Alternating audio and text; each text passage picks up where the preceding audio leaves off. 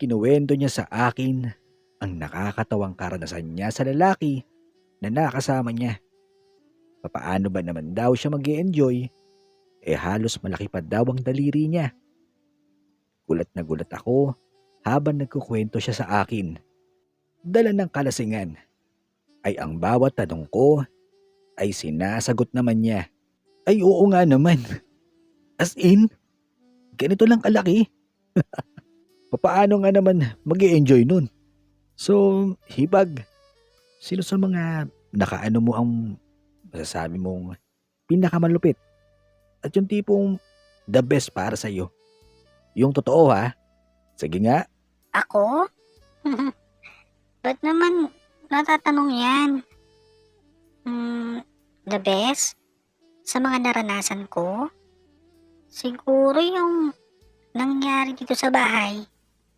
Yung kabang-kaba tayo kasi may mga nakatingin sa atin. Pero sobrang sarap nung nararamdaman mo. Basta, yun na yun.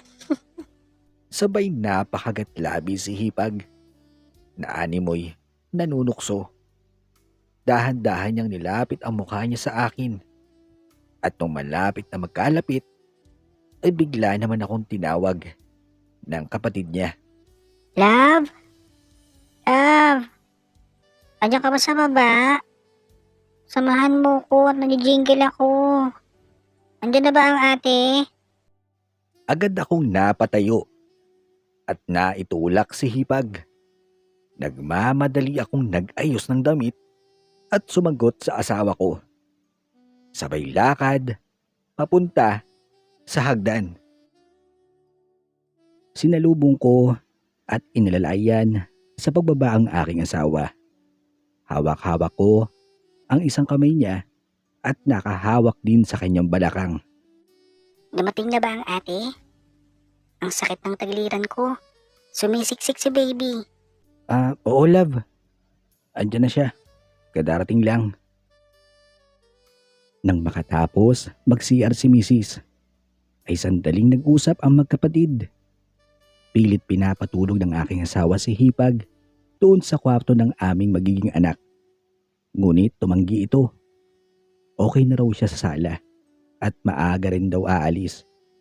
Pagkatapos nun ay pumarik na kami ni Mrs. sa itaas. Halata sa mukha ng aking asawa ang pagkahapo dahil sa laki ng tiyan nito. Paghiga sa kama, agad pumwesto si Mrs. ayon sa kanyang kagustuhan. Pati kasi sa paghiga ay talagang nahihirapan din siya. Ilang minuto lamang ay narinig ko na ang paghilik niya. Nahirapan ako makatulog kung kaya mas pinili kong magpaantok sa pamamagitan muli ng pagbabasa ko ng nakaka-L sa phone ko. Hanggang sa hindi ko na namamalayan, nakakailang istorya na pala ako. Panay hawak ko na lang sa best friend ko sa tuwing dadating na sa kainitang eksena na aking binabasa. Maya-maya ay may napansin akong anino sa ilalim ng pinto na tila padaan-daan. Napaisip ako at napaupo. Nakaramdam ako ng kaba, hindi dahil sa takot, dahil alam kong si Hipag yun. Nagtataka lamang ako, bakit at anong ginagawa niya sa mga oras na yun. Doon ko muli tinignan si Mrs. at nang makita kong tulog na tulog, ay marahan akong tumayo para tignan kung ano ang ginagawa ni Hipag. Marahan ako naglakad hanggang mahawakan ko na ang doorknob sa kwarto namin. Iniikot ko dahan-dahan hanggang lumitaw ang maliit na liwanag at inaninag ko siya. Nang hindi ko makita, ay doon ko na binuksan pa ng kalahati ang pintuan. Nagulat ako sa aking nakita. Papalapit si Hipag sa akin habang siya ay nakayuko at nakatingin sa phone niya. At mukhang hindi niya ako napansin. Wala siyang suot pang itaas. at naka-underwear lang. Nakapatong din sa balikat niya ang isang tuwalya. Hindi ko na naisara ang pinto at umatras dahil tiyak maglilikha ng ingay ang pinto at siguradong mapapansin niya ako. Uy, bayaw naman, nagulat ako sa'yo. Andiyan ka pala? Ang gulat na gulat niyang salita na parang nakakita ng multo. Doon niya biglang pinantakip ang tuwalya sa katawan niya.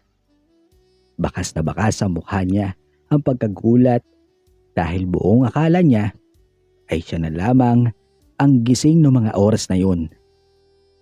Shh! Huwag ka maingay. Hinaan mo yung boses mo. Baka magising yung kapatid mo. Teka, anong ginagawa mo dyan? Ay, malakas pa boses ko. Nagulat ako siyempre. Hiramin ko lang tong tuwalya ng kapatid ko.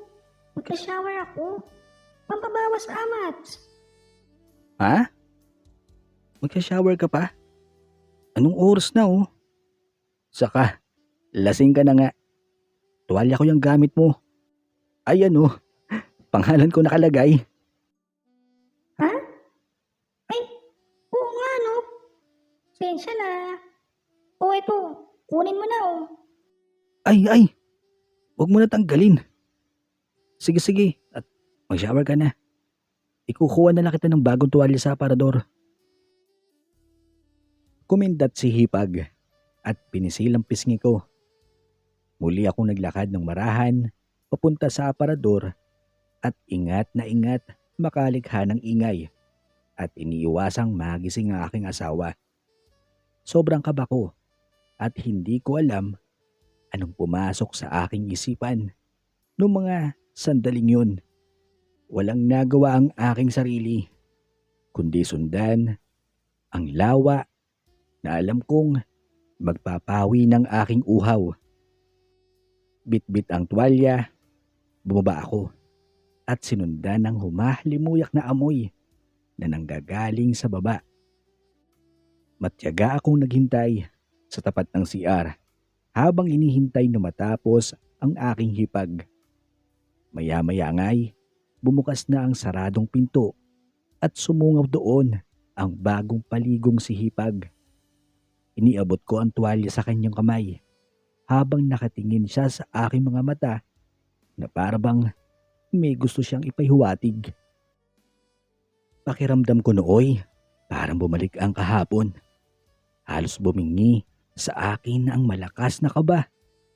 Para kong muling nadidinig ang mga boses ni Hipag habang kami ay inuutusan ng masasamang loob na pumasok sa aming bahay. Hey, are you alright, bayaw?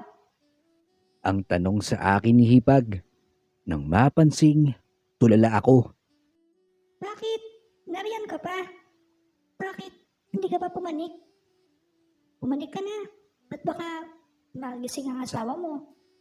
Salamat dito sa towel ah. Tumangulang ako sa kanya sabay talikod. Akala ko ay tapos na siya magsalita. Hanggang sa muli niyang salita ang nagpahinto sa akin. Kung may balak ka sa akin, gawin mo na. Doon na mas lalong lumakas ang kabog ng aking dibdib. Pagkaharap ko sa kanya, ay kagatlabi pa siyang naka-eye-to-eye contact sa akin. Sabay lakad niya at walang ano-ano ay inilapit niya ang mukha sa akin. Sobrang bango niya dahil kakatapos lamang niya maligo. Pero amoy pa din ang alak sa bibig niya. Palaban si Hipag. Panay bigkas niya ng namiss kita bayaw. Namiss kita bayaw. Habang magkadikit ang aming mukha. Para na kaming nawala sa sarili. Hindi ko na siya tinuring na Hipag at ganun din si Hipag. Wala na kaming inaksayang oras at bawat segundo'y aming nilasap. Isa lang ang aming pakay. Ang mailabas ang init na nararamdaman. Hindi mapigilan ni Hipag ang ligayang nararamdaman kung kaya't bawat bigay ko ay napapapikit siya. Grabe ka bayaw, grabe ka bayaw. Sana'y hindi pa ito ang huli. Ang pabulong na kanyang sinasambit. Hanggang naramdaman ko na lang ang unti-unting pagdiin ng mga kuko ni Hipag sa likuran ko. Sa sandaling yun ay natapos kami. Parang bumalik ang aking ulirat sabay layo kay Hipag. Hindi ko na nagawang magpaalam pa sa kanya at nagmamadaling pumanik sa itaas. Dahan-dahan ko binuksan ang pinto. Nakahinga ng maluwag nang makitang tulog na tulog pa din ang misis ko.